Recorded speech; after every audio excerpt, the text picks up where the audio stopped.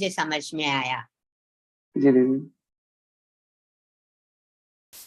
जय गुरुदेव। स्वागतम for Maharishi Gita Satsang. We will begin with Shanti Path. Mukesh ji, Shanti Path please. जी दीदी। ओम सहना भवतु सहनौ भुनक्तु सह वीर्यं करवावहै तेजस्विनावधेतमस्तु मा विद्विषावहै। ओम शांति शांति शांति।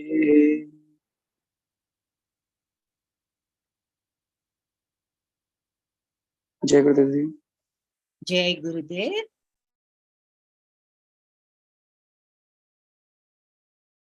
Today we will be discussing verses 31 to 34 of third chapter. But before that, I will be doing a brief recap of the shlokas that we have discussed in our last satsang. We have discussed shlokas 27 to 30 of chapter 3. 27th and 28th shlokas are very, very important. So we will go over them again briefly. These shlokas tell us about how understanding of functioning of the gunas helps us in rising to the higher states of consciousness. These verses tell us that all actions are performed by the gunas, sattva, rajas, and tamas, which constitute prakriti. And prakriti, along with these three gunas, is at the basis of all activity in creation. An example will help us to understand how these gunas interact with each other and how we perceive them and how we experience them. This is different in the state of ignorance and in the state of enlightenment. So let us see. Maharishi had given a beautiful example in the commentary. He said that when we feel hunger and thirst, this is because of something happening in our stomach, in our physiology. But we feel that I'm hungry. Our ego feels, I'm thirsty, I'm hungry. An ignorant man thinks that he is the doer when he is not. So, as long as one doesn't transcend and experience self as separate from activity, one continues to think that he is the doer. And this is the delusion. That's not true. And the Samskrita word that is used for delusion is vimudhatma.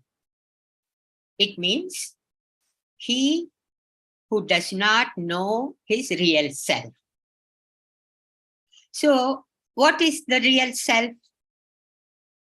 Real self is unbounded, infinite, not doing anything.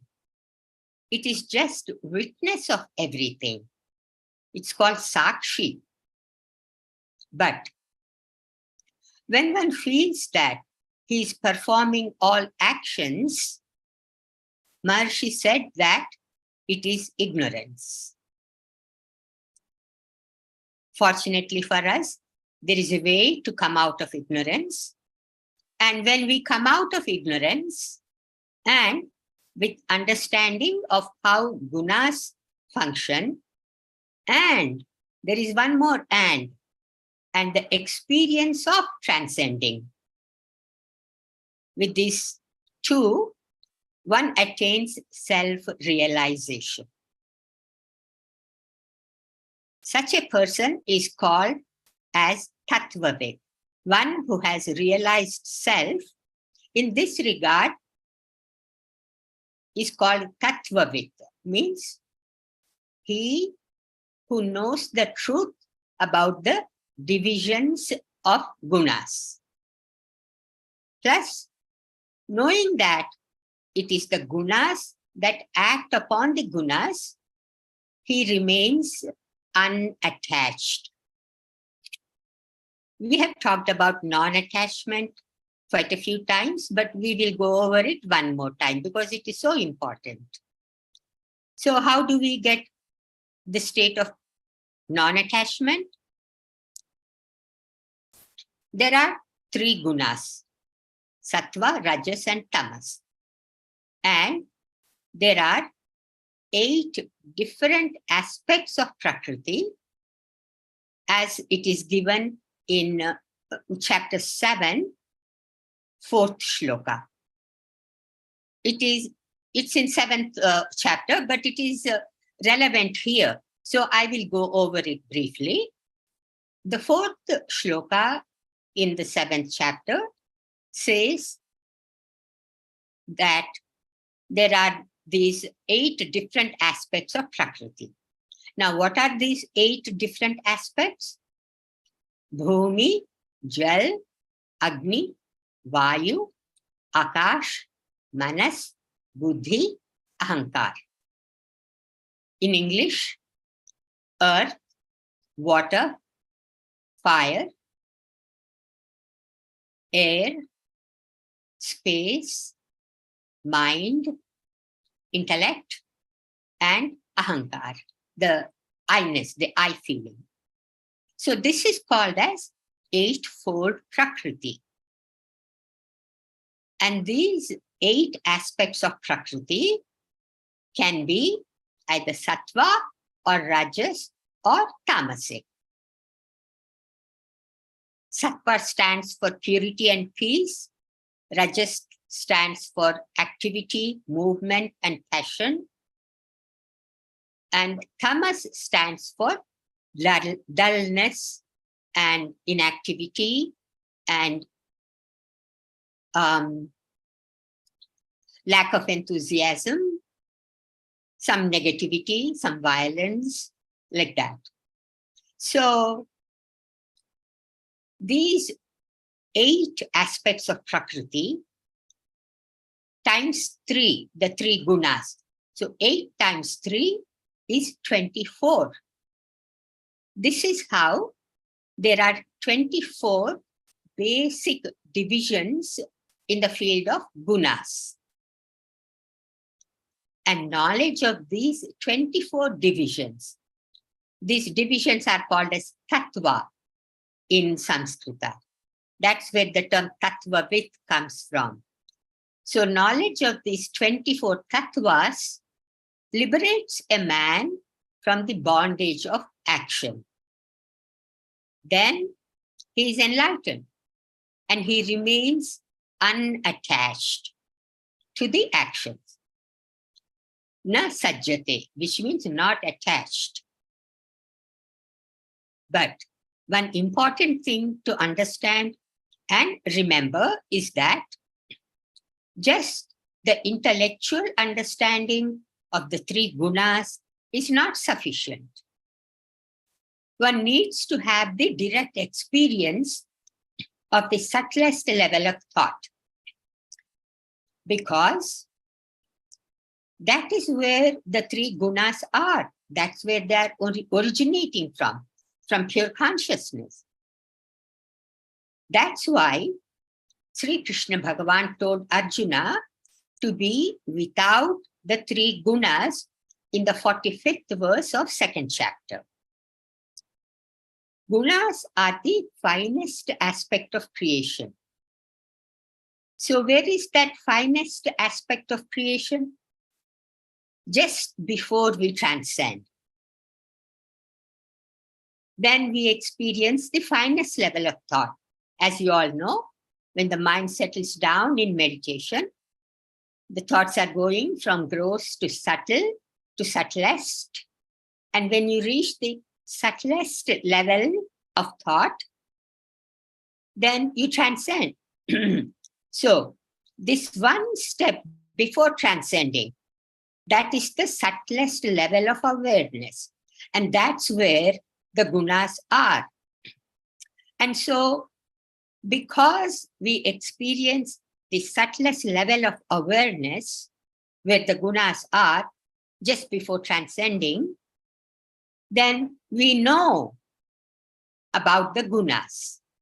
And that's why the enlightened man is called as Tattva-vid, because we know the gunas from the level of where they are originating.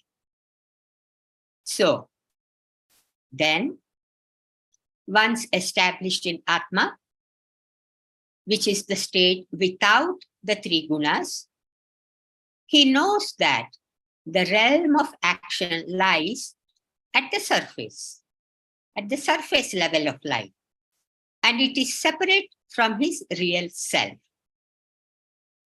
So this is the true basis of non-attachment. Actions are on the surface level, and his real self is deep down inside, completely separate from the surface activity. So, though it appears like the role of gunas is being explained in this shloka, Jivan Mukti, that is steady intellect, the state of cosmic consciousness, is explained in this shloka. And then moving on to the next shloka, we learned about how to explain this knowledge to non-meditators or those who have no clue about what gunas are and what enlightenment is. We tell them about transcendental meditation and the benefits of transcendental meditation without saying that it is the gunas that interact upon the gunas themselves, etc. Because the ignorant man will be confused and he cannot understand because he does not have the experience of mind settling down to the finest level of awareness. And so if we just tell him that gunas act upon themselves and his real self is separate from it, then he may not take responsibility for his actions. For example, he may steal and say that, oh, it was only gunas interacting upon themselves. I didn't do anything because I'm separate from it. You said gunas are acting and then somehow the test happened because I'm not involved. I'm separate from that action.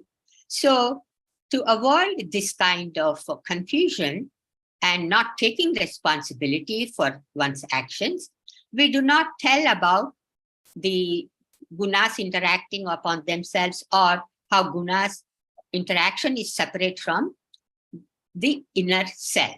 We just tell them about Tia. And then in the last shloka of last session, we learned that there are 4 important words. One is surrender all actions to me. So Sri Krishna Bhagavan says, surrender all actions to me. So how to surrender? By transcending, by bringing attention to transcendental consciousness and getting established in Atma. English translation of this is sannyasa.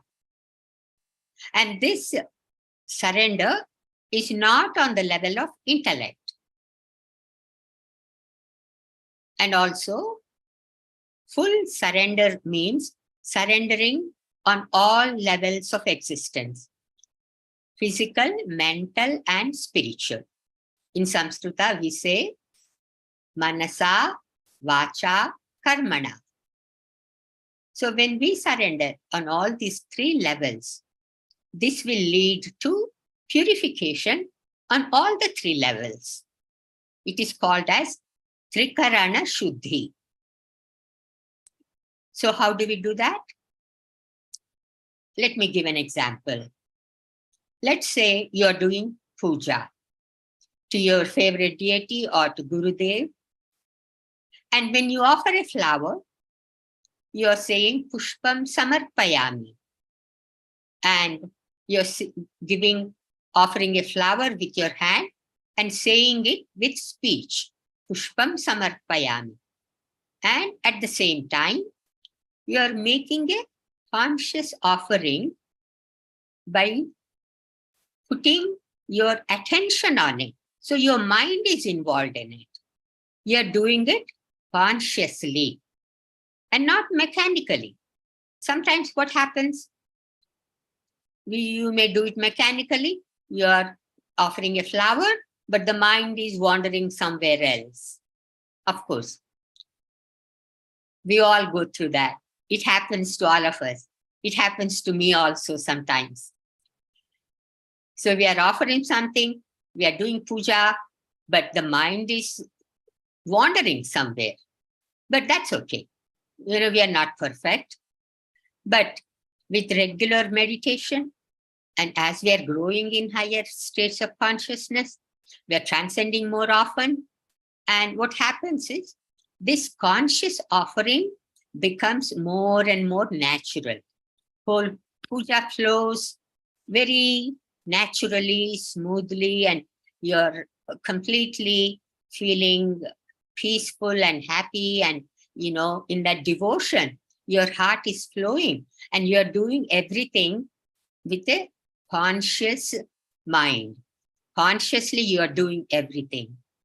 So that's what real surrendering is. And then we move on to the next two important words.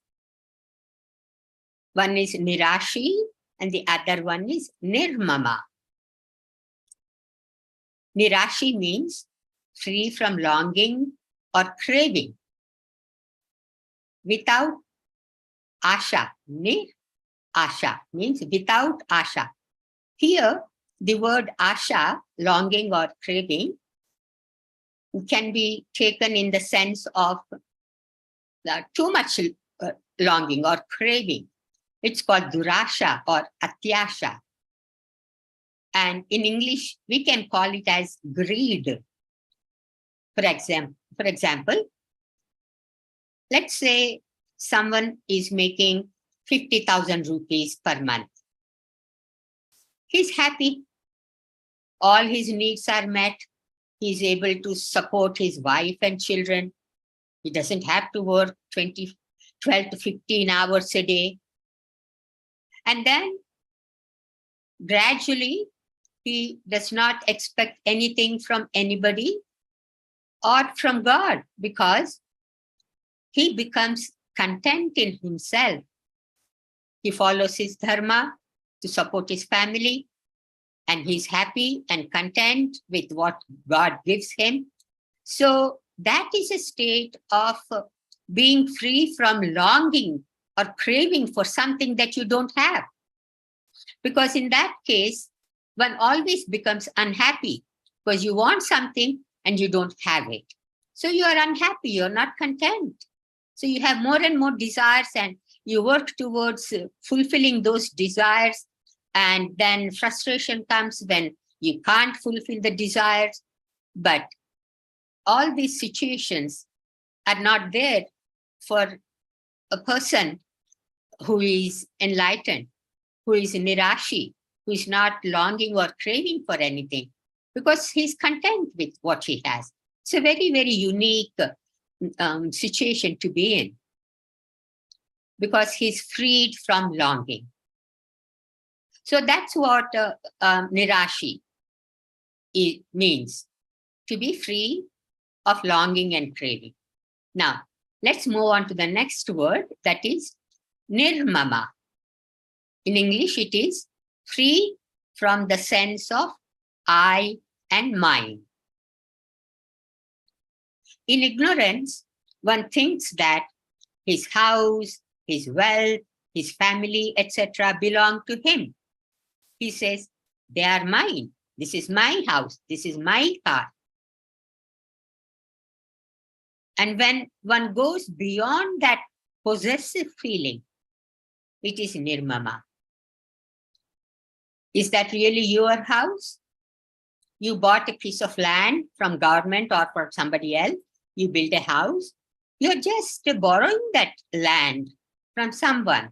You build a house and you're living there. So the land belongs to somebody else, actually. And so it's not really yours, but we attribute everything to I and mine. And this is in ignorance. And then when you're progressing, rising in higher states of consciousness, then you don't feel that possessive of things around you or family or in relationships, etc. But this does not mean that you don't love your family and you don't enjoy your house or car. It's not like that. It only means that you're not too attached to them. You give due attention to all of these. You don't give too much attention, which means that you're attached like crazy glue. And you don't ignore them. You don't completely cut off yourself from them. So you give enough attention. That is very healthy.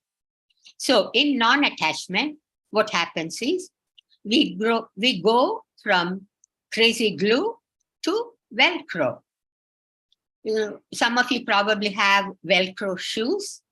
When you put the Velcro closing to shoes, it is stuck, it stays in place and you can walk comfortably. And when you want to take off the shoes, you open the Velcro thing and then you can take off the shoes. So it is clean, very clean cut. You open and you close very easily and there is no discomfort in it.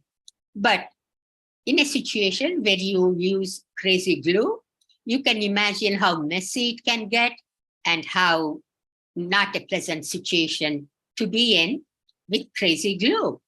So non-attachment is just like that. And also, I will end with Maharishi quote for this recap. Maharishi said, quote, when one gained union with being and disunion from activity, the I ceases to assume authorship of actions. All action is passed on to the creator. End of quote. This is a very beautiful quote. It's given in the commentary towards the end of the last shloka I just summarized. So now, we will move on to discussion of verses 31 to 34. Ghanshyamji, 31 shloka, कृपया 31 श्लोका पारायण करना। जी दीदी, जय गुरुदेव। जय गुरुदेव।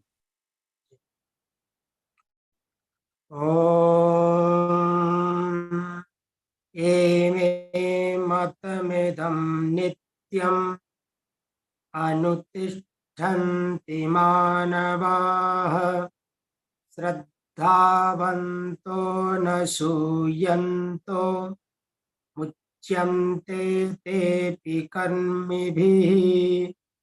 ओम।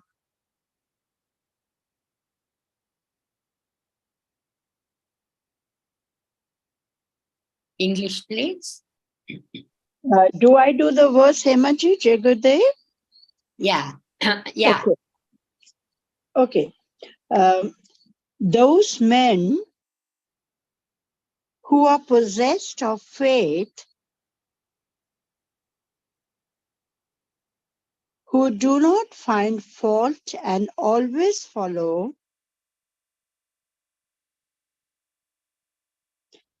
this teaching of mine, they too are liberated from action.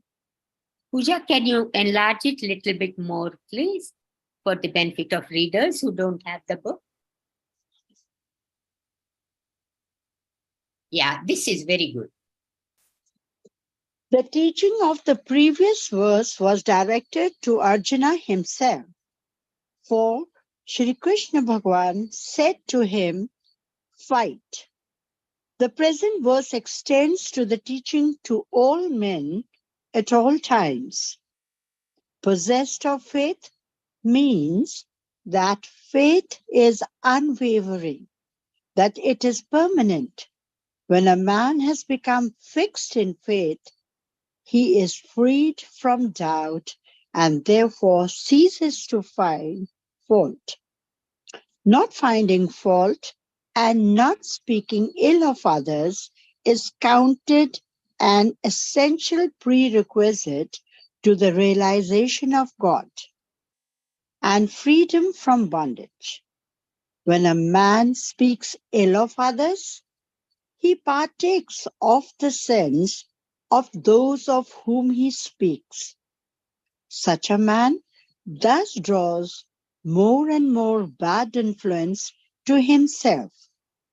That is, he falls deeper into impurity. Here, Sri Krishna Bhagavan means those who are devoted and who feel full in themselves do not find fault with me or my teaching.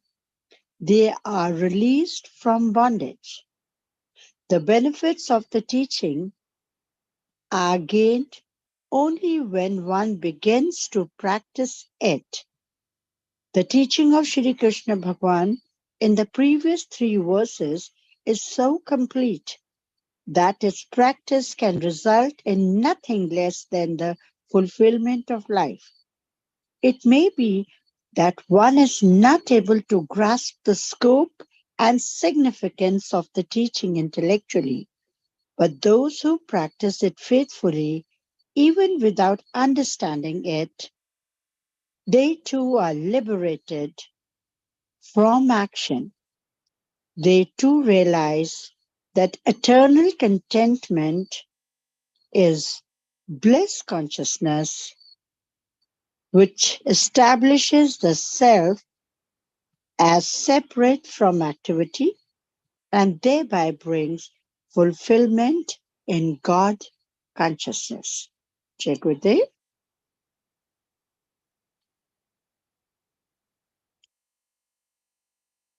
So, this shloka is telling us the 2 prerequisites for God realization. One is Shraddha or faith, and the other is Anasuya, not finding fault in others. The first one is faith. It's easy to understand why Shraddha is necessary, because then one is freed from doubt and his faith becomes unwavering and permanent. It's a common knowledge, we all know, that faith helps us a lot in our sadhana. And about the second point, the prerequisite, that is not finding fault in others, Anasuya. Why is that important? Because if one is finding fault in others, he takes on the sins of those people and falls deeper into impurity. And our goal is to become more and more pure, not to increase impurity in us. So for that reason, we don't talk ill about other people. And in order to have Bhagavan's darshan and to have the experience of Atma, one has to be pure. Some of you probably heard a very old song that says, Maili chadar pahan ke kaise aau?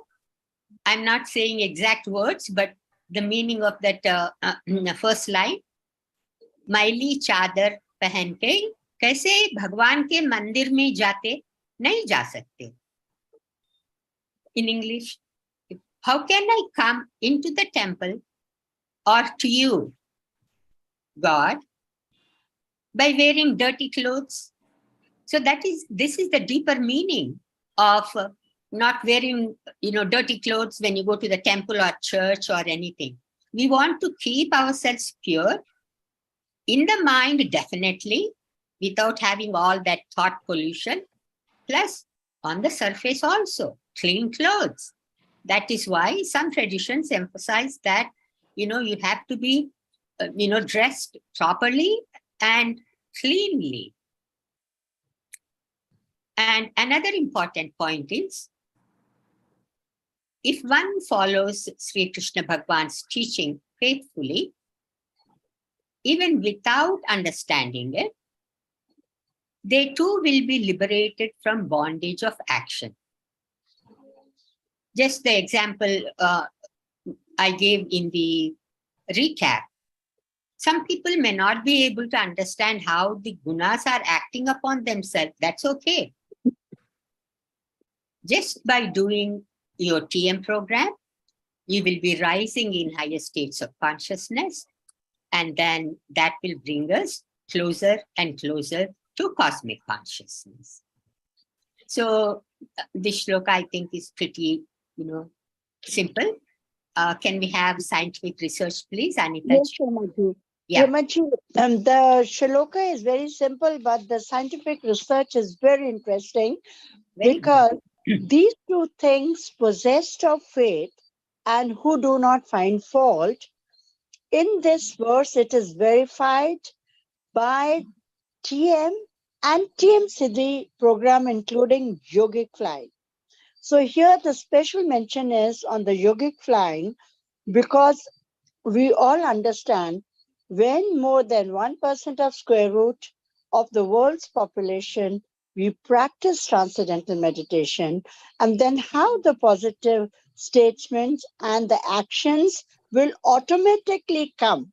Like Krishna Bhagwan said, that when we are possessed of faith, unwavering, we do not find fault, then what happens? Our actions, we are liberated from action.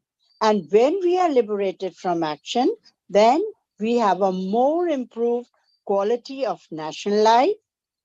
We have greater respect for others' views, and we develop that type of mood where we will be working more towards world peace because the quality of life would have enhanced. Thank you, Jai Gurudev. It's a very beautiful piece of scientific research. Very uplifting. I like that. Yes. Yes. Okay. Any questions?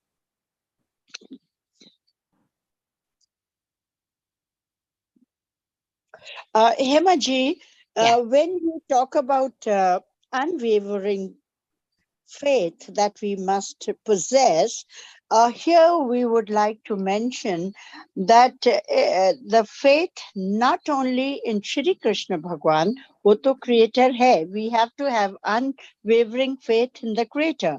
But even in our day-to-day activities, when we perform, if we have unwavering faith in and respect for the people who are our mentors, then the quality of life will definitely be better.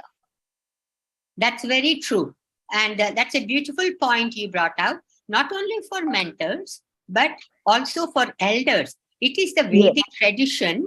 We respect our elders, and then we extend it to the family. I mean, even for people not older, to us younger people, to people around us, friends and relatives and all that, automatically the respect for others grows. And I Grow. think that's the, basic underlying point in there, and, it's good. Thank you for bringing it up. Nice point, Anita ji. Thank you. Yeah. Any other points anybody would like to bring up? So Pooja looks like Pooja stepped out or something. I didn't see her display scientific research, but hopefully she can display for the next shloka. Shall we move on to the next one? If no one has any.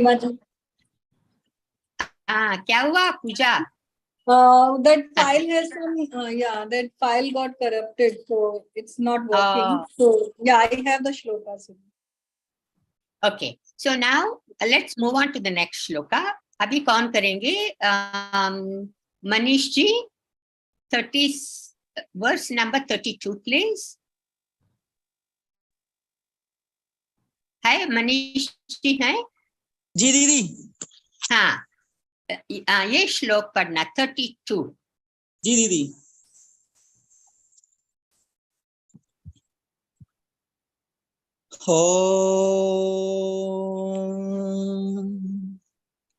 एत्वे तदभ्यसूयन्तो नानुतिष्ठन्ति मे मतम् सर्वे ज्ञान विमूढास्तान् विद्धि नष्टा न चेतसः ओम Jai Gurudev.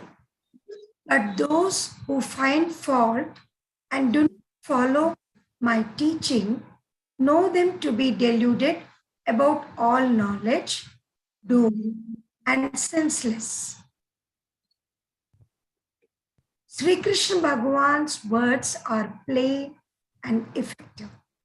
Those who find fault do so because, failing to understand, they begin to misunderstand. They do not follow my teaching means that they do not understand it and do not put it into practice. They do not investigate the nature of the three gunas or the reality which lies beyond. Deluded about all knowledge means confused about the knowledge of relative existence and about the nature of absolute reality. All knowledge about the divisions of the gunas and their actions, verses 27 and 28, knowledge about the self as separate from the field of action, verses 17 and 18, knowledge about the great Lord of all creation presiding over the absolute field of the self or being and over the relative field of the gunas, verses 30 and 31, and knowledge about the activity of the Lord, verses 22 and 23. Doomed, the purpose of their life is lost. They cannot find worldly fulfillment and they are lost to the divine. They fail to live bliss consciousness and so remain in suffering. Since without proper values in life and devoid of pure consciousness, they have not attained the state of being. They have not experienced the self as separate from activity. Their self is involved in activity. It is not in its own nature. For this reason, Sri Krishna Bhagavan says that they are senseless as if without life, without consciousness. In this verse, Sri Krishna Bhagavan declares that realization of the state of all knowledge is the only way to salvation and success in life. There is no other way. Jai Gurudev.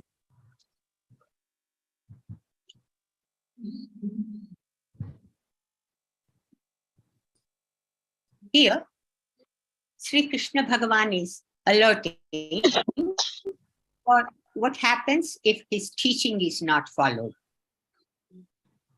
They lose the purpose of life and suffer. They don't have peace of mind or bliss consciousness. They're caught up in the boundaries, running after superficial joys of life, and they don't have spiritual upliftment. So, self-realization is the only way to success and happiness in life. Otherwise, we are exposed to only one aspect of life. Now, we have learned in the previous chapter, second chapter, that life has two aspects to it. One is relative, where everything is changing all the time, and the other is absolute, which is never changing underlying reality of life. So when we have experience of both aspects of life, then we get real happiness and inner happiness from contacting the underlying source of life, that is the Atma level. But if one is disconnected from this underlying level, the inside, the basis of relative life, when one is disconnected with this basis of life, basis of relative life, and always caught up only in the relative, then there cannot be any permanent peace or happiness in life. So that's what Sri Krishna Bhagavan is saying, that if they find fault in others, and that means then they don't have any proper understanding of purity in life and impurity in life and all that. And that's why they keep criticizing others or finding fault in others. And they keep on increasing impurity in themselves because they are finding fault in other people and they are taking on their sins. And so how can you have any happiness in life? This will only lead to suffering. That's why, again, this point about not finding fault in other people is brought up, because it leads to suffering. And so that's why Sri Krishna Bhagavan is alerting all of us that don't speak ill of other people. Just let them go. You mind your own business, like that. So it is obvious that self-realization, establishing in our self, is the only way to success and happiness in life. Scientific research, please. Yes. And very aptly, Hemaji, you have talked about what is the way that we are going to come to self-realization that you have been mentioning. And this verse is scientifically verifying that we can come only at that level where we will find no fault in others when we do transcendental meditation and TM Siddhi program. And when we are regular in our program, then it has been verified by the research that there will be increased intelligence, increased efficiency of concept learning, improved ment in reaction time, measures correlated with intelligence. And when there is increased intelligence, then definitely there will be accelerated cognitive development and increased cognitive flexibility. So much benefits we have in the scientific research through Maharishi Transcendental Meditation and TM Siddhi program. Jai Gurudev. Jai Gurudev. Very good. Any questions?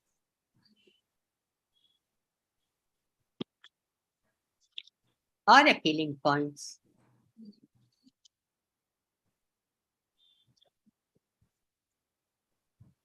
Jai Gurudev Hemaji. Ha, Pooja, bolo. Yeah. The point is so nice that if you are speaking ill of others, it's not good. I have heard a tape of Maharishi. अगर factory में से कुछ बन के निकल रहा है, इसका मतलब वो वहां प्रोसेस हुआ है, वहां गया है और इसलिए आउटकम आया है. तो इसका मतलब हमें पता चलता है कि if we are speaking ill of others, we are processing it in our own self also, and that is harming us in our own physiology. So we should not do that, and for that we just don't take anyone's illness in us, so we don't able to process it, and then the production will be good. Yes, Hemaji, could I add here one point? Yes. Puja is so very right, and I appreciate that, Puja. But Puja, as a human being, it requires concerted effort to reach that level where we don't find fault in others. And I feel, and I have experienced. We can't hear you, Anita ji.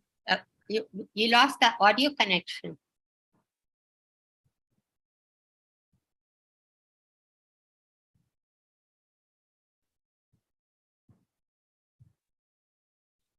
So it's true. I think that there is some audio issue with Anita ji.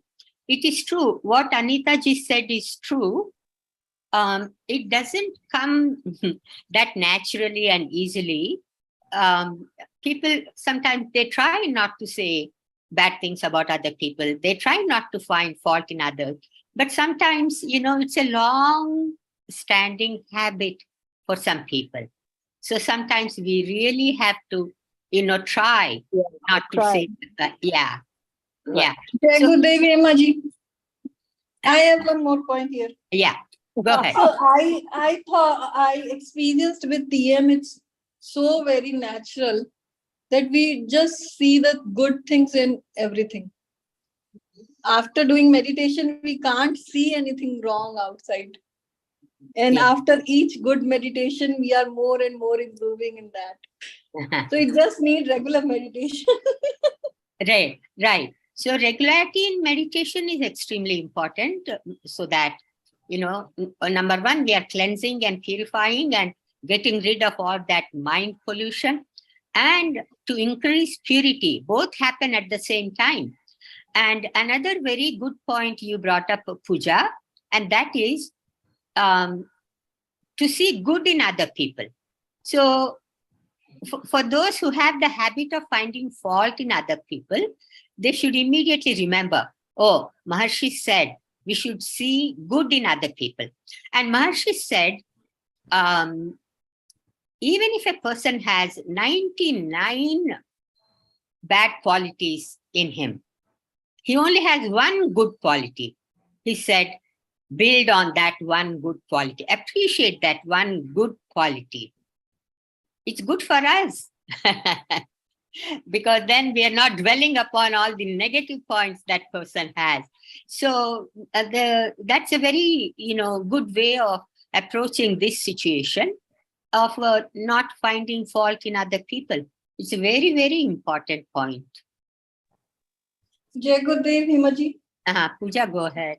Yeah, actually, it happens that when it's not there in the physiology, then it don't come out. Because it's something wrong in us which leads us to some things. So we just take our attention on the other things, and for a being while, after some meditation it will go, and then that is also another very good point. What is inside will come out. So what we need to do, what is inside, we need to purify that. If there is some negativity in us, we should let go of it. And how do we do? Again, same thing. We always come back to TM. If there is frustration and stress inside of us, that will come out. There is a very simple, small story. One person was walking with a cup in his hand, and he spilled it. So this was a professor asking his students a question. And so he asked his questions, what did he spill? So they said, Oh, he spilled coffee. Somebody said he spilled coffee or juice or milk or something. The professor said, no, he spilled whatever was inside of the cup.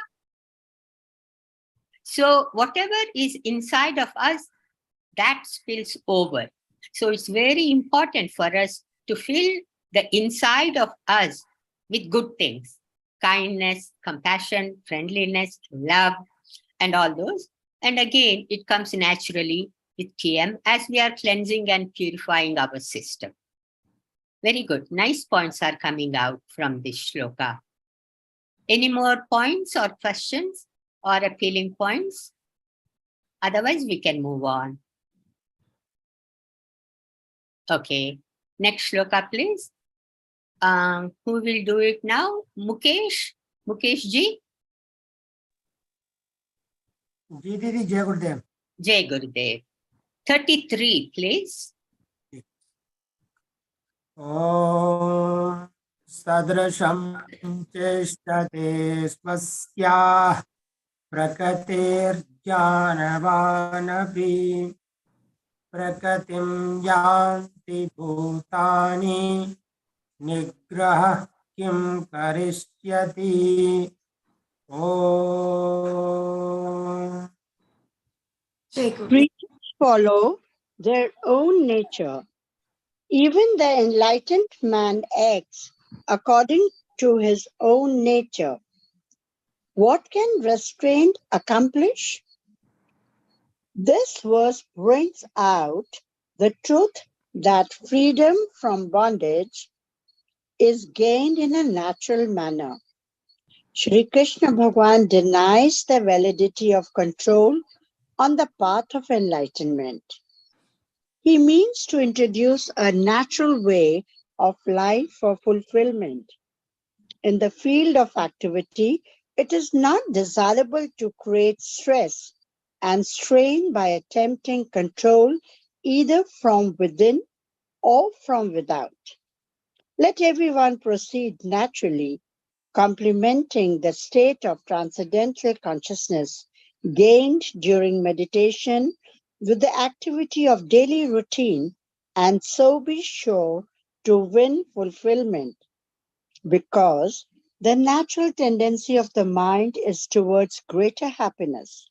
It will inevitably find contentment in the supreme happiness that is transcendental bliss consciousness, and will rise above attachment, verse 34, which is the basis of bondage. In condemning restraint, Sri Krishna Bhagavan in this verse advises Arjuna to take things easily and not strain even to follow the teachings. Restraint, being unnatural, cannot bring about the natural state of life where self stands by itself in the state of non-attachment, uninvolved with activity. Having said in the previous verse, know them to be deluded about all knowledge, Shri Krishna Bhagavan in this verse gives the clue to all knowledge in order to be liberated from action. Verse 31. It is not necessary to use restraint. It is only necessary to raise the level of one's consciousness by the experience of being. It is only necessary to become enlightened.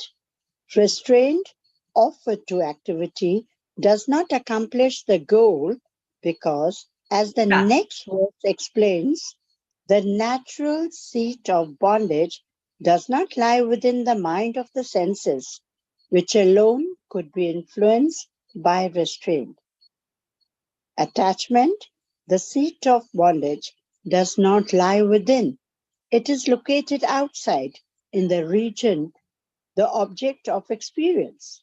Therefore, non-attachment cannot be gained by restraining the mind or senses. Keeping them away from activity does not create a state of non-attachment.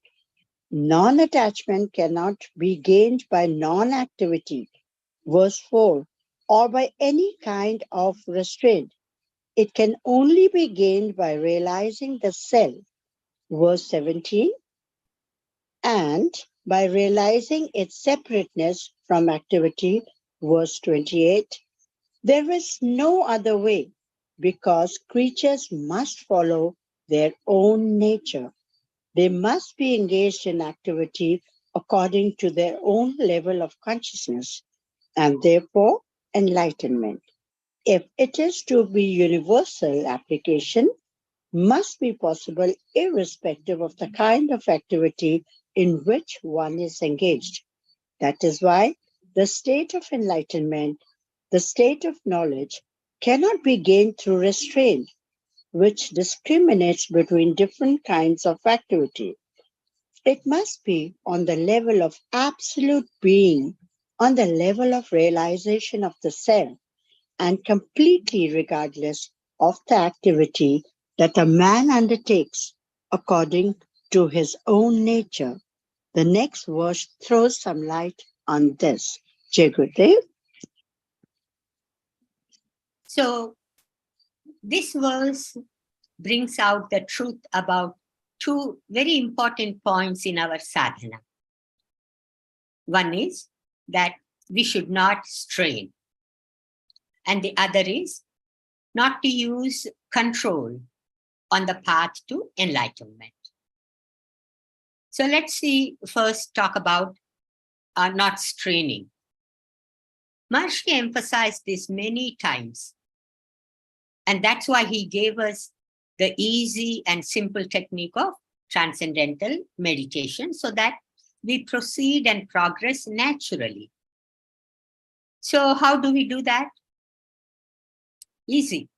We do transcendental meditation morning and evening and gain transcendental consciousness, silence of Atma, and then in between our morning and evening meditation, we follow our daily routine that is easy and natural.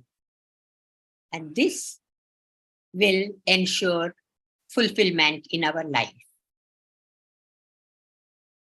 Maharishi gave two very simple instructions. One is take it easy, and the other one is take it as it comes.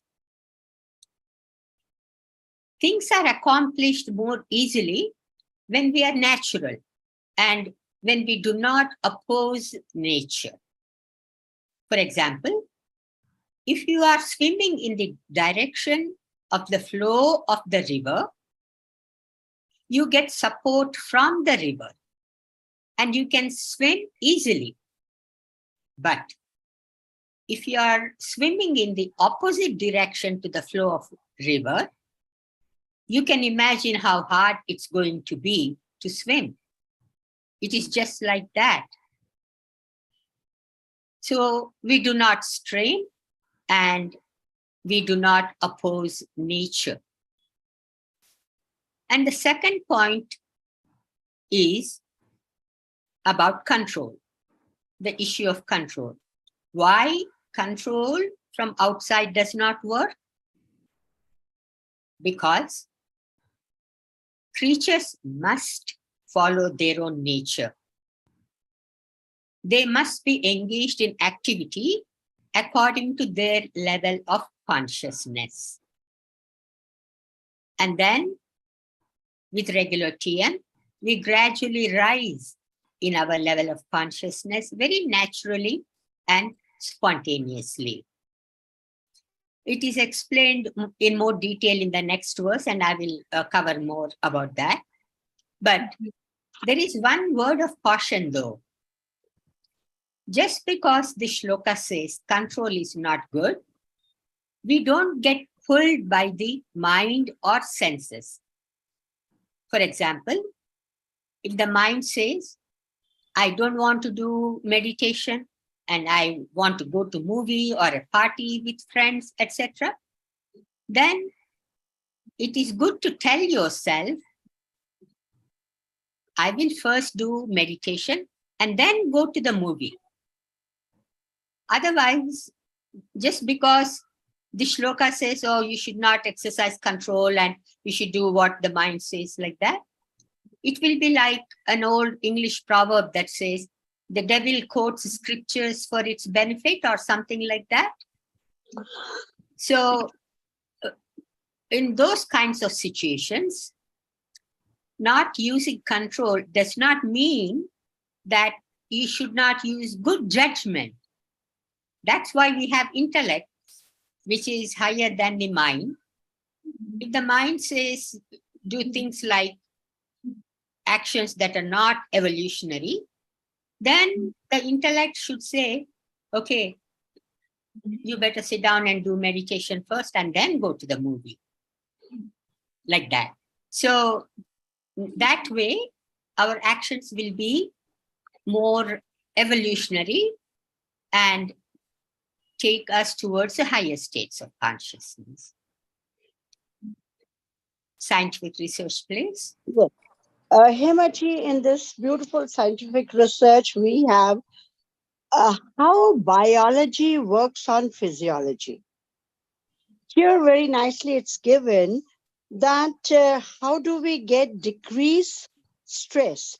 So decreased stress is the restraint when we mind our own business and we do not get into the various tasks of others.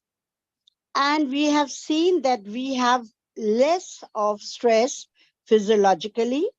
And when physiologically we have less stress, how does it work inside the body? We have also seen in the checking and during transcendental meditation how everything calms down, how there is a decrease in stresses through lactate levels, how the cortisol levels decrease, how there is greater reduction in plasma, lactate, and the low rate of hospital admissions. All these only happen when these biological changes take place and manifest in our physiology. So if we do meditation, I do not know, I have made this my own concept, how scientific research beautifully connects biology with physiology. And the manifestation comes as the restraint, which often leads us all to stress when we interfere more in what you have just said in the last verse, when we mind our own business, do our own work properly, and then there's less of stress on us. Thank you, Jai Gurudev. Yeah. Another nice piece of scientific research. Okay. Any questions or comments or appealing points? Yes, Hemaji, very interesting it is for when we tell people that the benefits of transcendental meditation, we must emphasize on this point that there are a lot of changes that take place inside our body, and that is the way TM works. Even when we have the bubble diagram, how we show, and even the other diagram that we show during our teaching. So I think this could be a very much emphasized point. Yes. For some people, when you show scientific research, it's more convincing for them. Yeah. So Yeah. in the previous verses, when I said the enlightened person should tell them about TM and benefits, the enlightened person should definitely tell them about scientific research and how there is decrease in stress and all that. Right. It's proven by scientific research. Very good. Any other points, or shall we move on?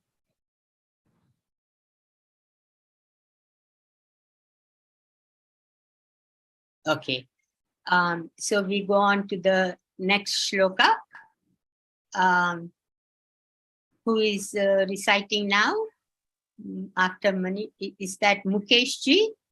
Or I forgot. Pandit ji. कौन कर रहे हैं अगला श्लोका? मैं भूल गई. जी दीदी, जय गुरुदेव, जय गुरुदेव. Ghanshyam ji, please go ahead. Ji.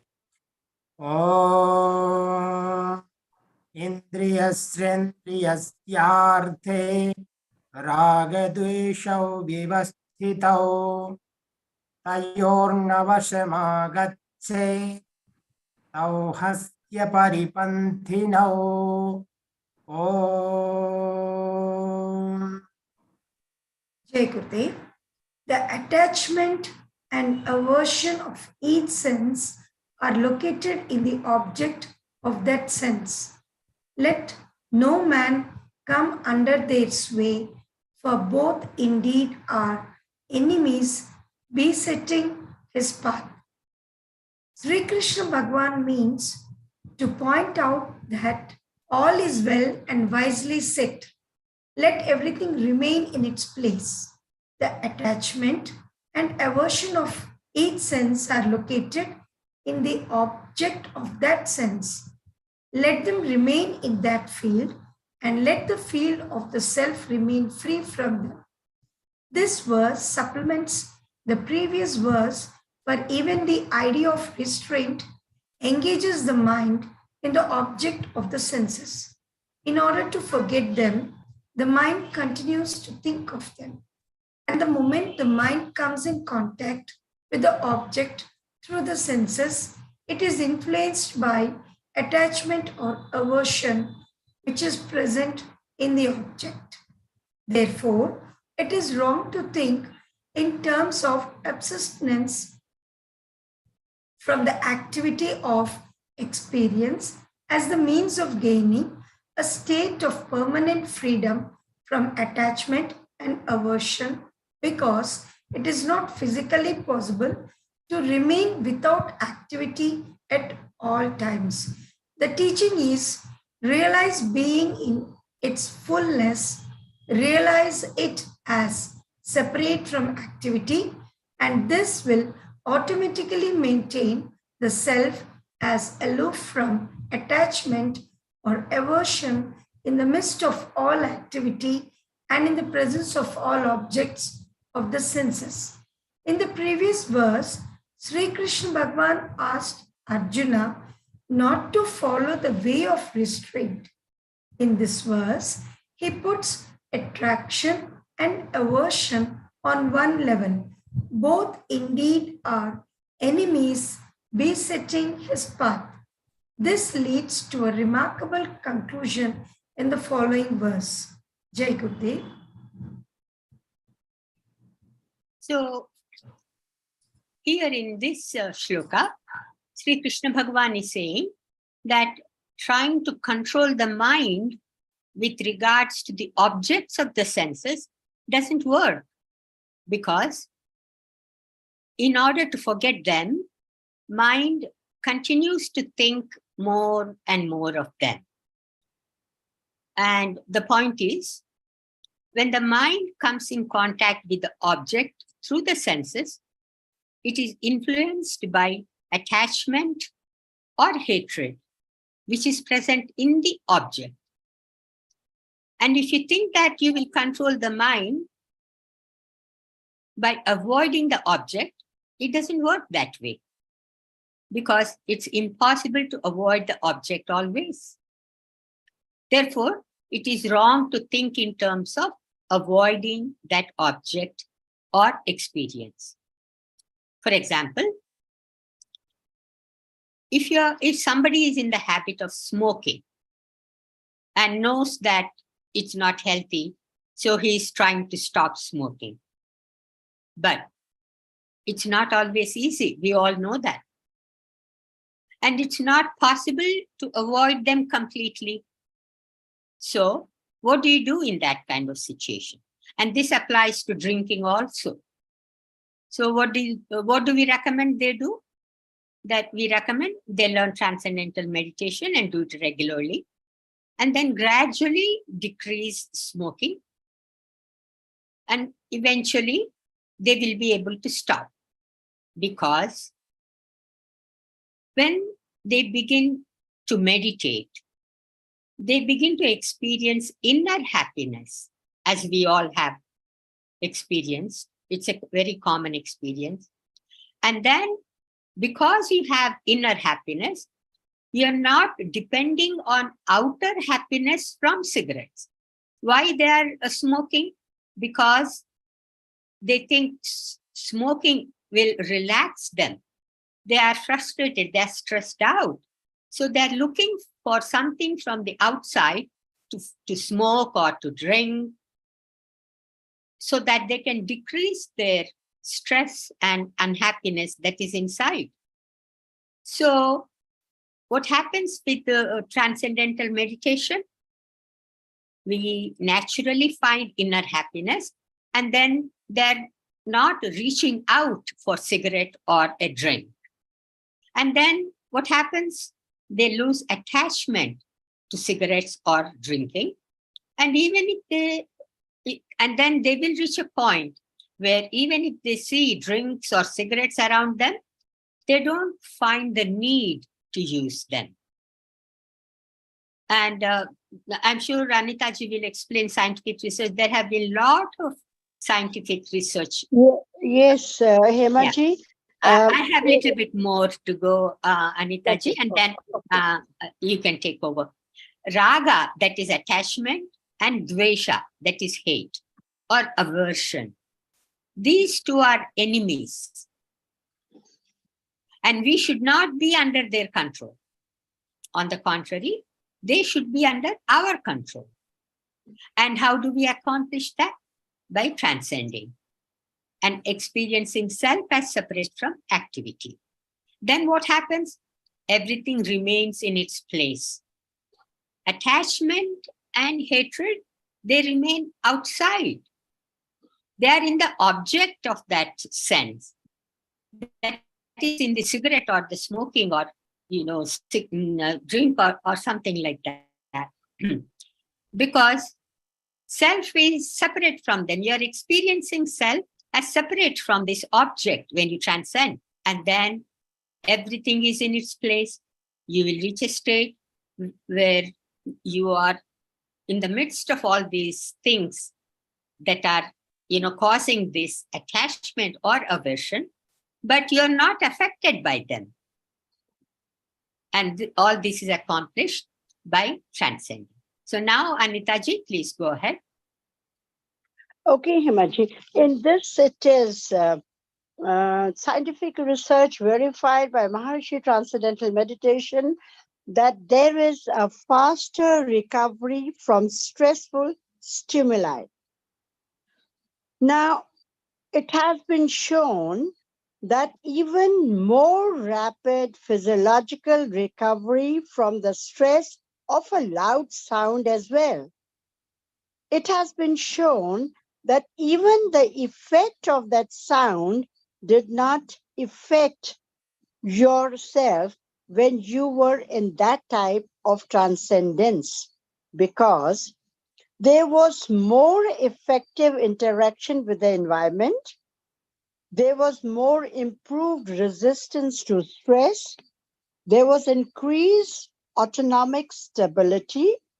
And then what happened? There was a healthy neuroendocrine pattern in a type, a subject practicing Maharishi Transcendental Meditation, and lower incidence of perceptual illusion. Here, I would like to add one point, that in Brahmastan of India, when we sit for the Rudra Abhishek or the puja there at Brahmastan, at the consecutive level, 3 hours we are sitting in that puja.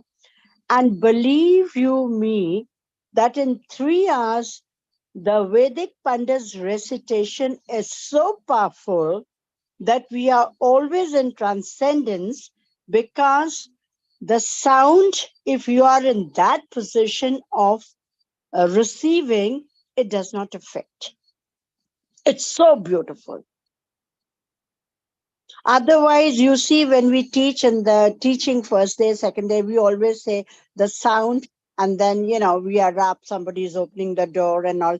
But in that transcendence, when the sound is so beautiful, it makes no difference in your meditation. Thank you, Jai Gurudev. That's very true. I had been there also. So whoever had not been to Brahmastan and listened to, Pandits reciting Rudrabhishek, they should, plan on going and experiencing that very beautiful, serene, peaceful feeling. Very good. Any questions or comments? So we are running out of time. We still have a little bit of group meditation and a Vedic chanting to do. So we will move on. So one more time, I want to ask if there are any questions. Otherwise, we will do a few minutes meditation followed by recitation. Okay. So let's sit comfortably and do meditation.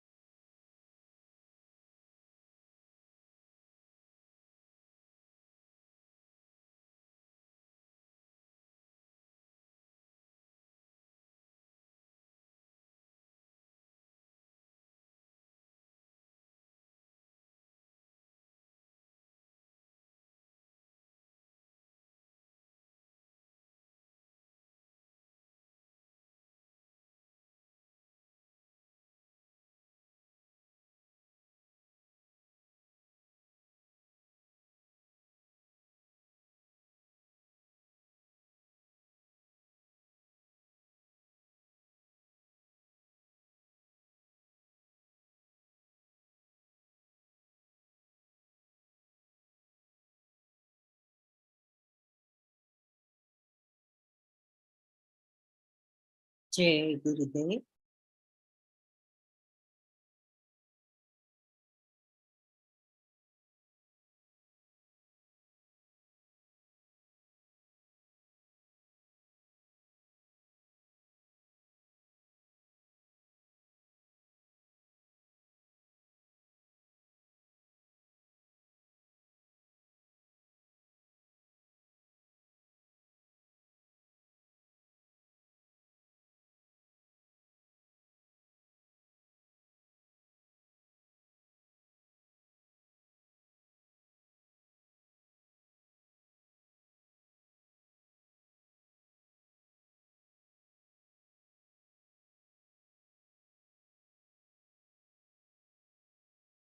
जय गुरुदेव। तो अब तृतीय अध्याय का पारायण करना।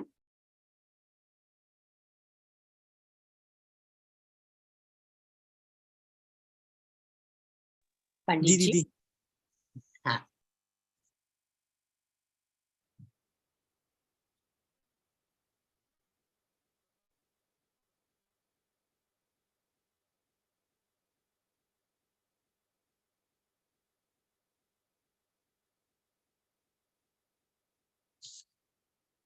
ॐ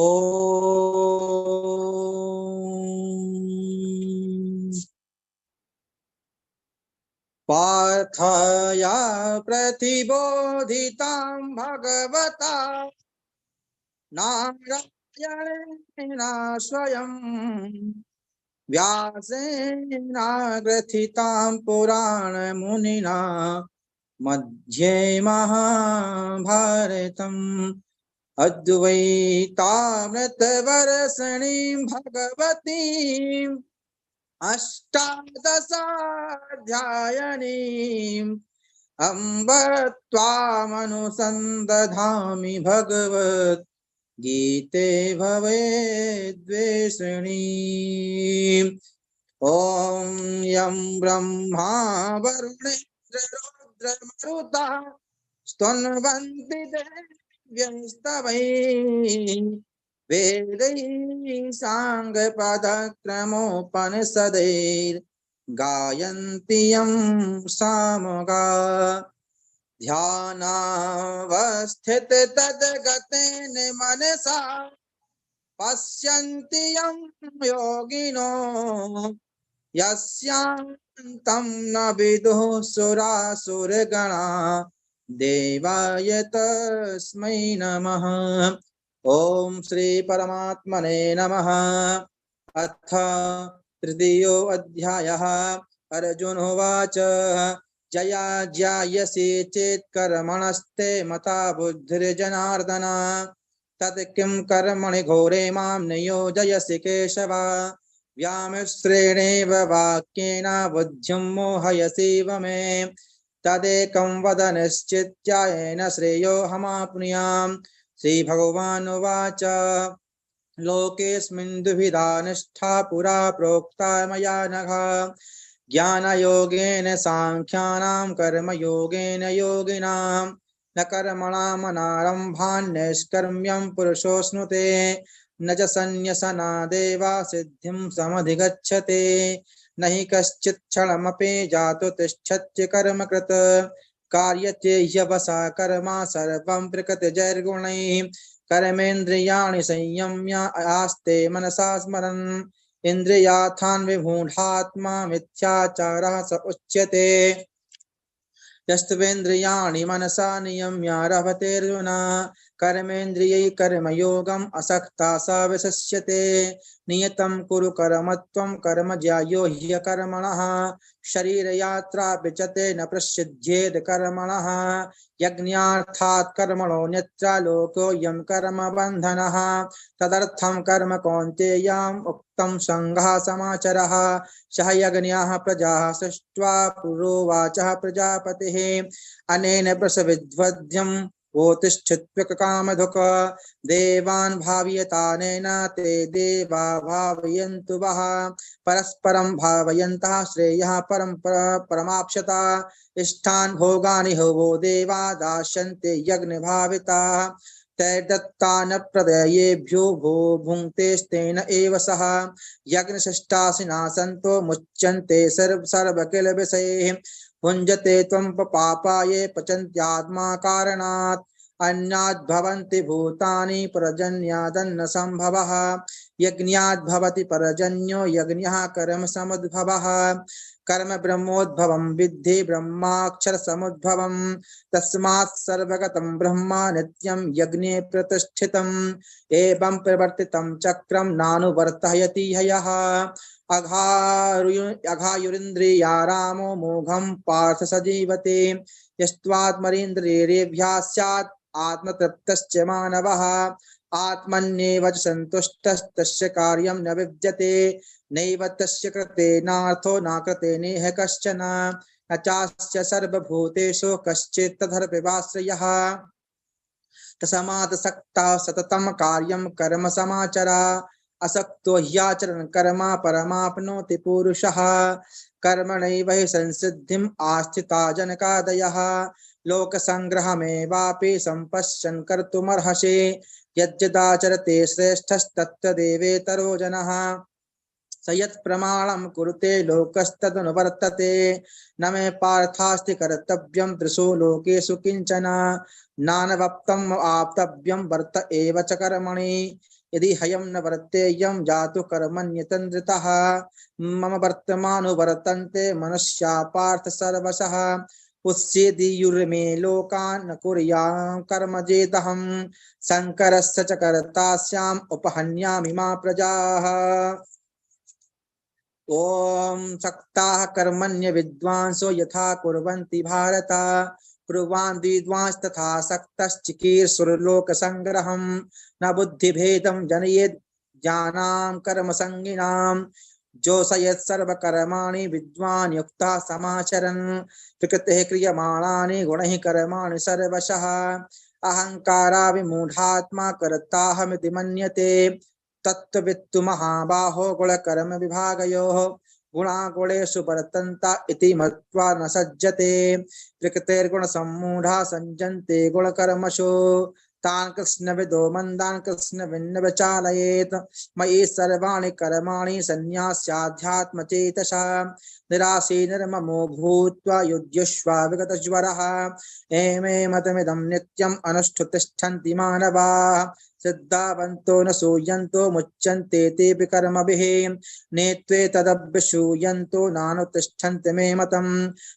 सर्वज्ञान विमूढास्तान् विद्धि नाष्टा च न चेतसः सदृशं चेष्टतो स्वास्या प्रगतिर्ज्ञानवानपि प्रगतिं यान्ति भूतानि ग्रहा किं करिष्यते इन्द्रियस्येन्द्रियार्थे रागद्वेषो विपस्थितो तयो न वशमागच्छेत्तो हस्या परपन्थिनो श्रेयान् स्वधर्मो विगुणा परधर्मा स्वनुष्ठिता स्वधर्मे निधनं श्रेया परधर्मो भयावः अर्जुनोवाच अथ केन प्रयुक्तोऽयं पापं चरति पुरुषः अन्यच्छन्नपि वाष्णेया बलादिवनयोजितः श्रीभगवानुवाच काम एषा क्रोध एषा रजोगुणसमुद्भवः महाशनो महापाप्मा विद्येनमिह वैरिणं धूमेन व्रियते वह्निर्यथादरसो मलेन च यथोल्बेनावृतो गर्भस्तथा तेनेदमावृतम् आवृतं ज्ञानमेतेनाज्ञानिनो नित्यवैरिणा कामरूपेण कौन्तेय दुष्पूरेण नलेन च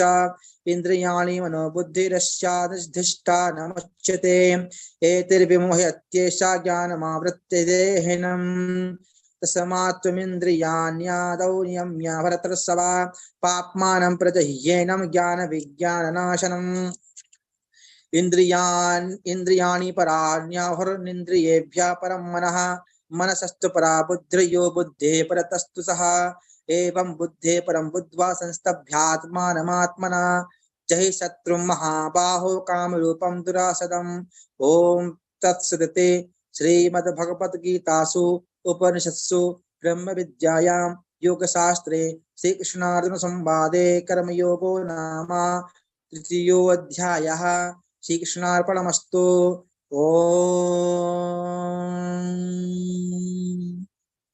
जय गुरुदेव।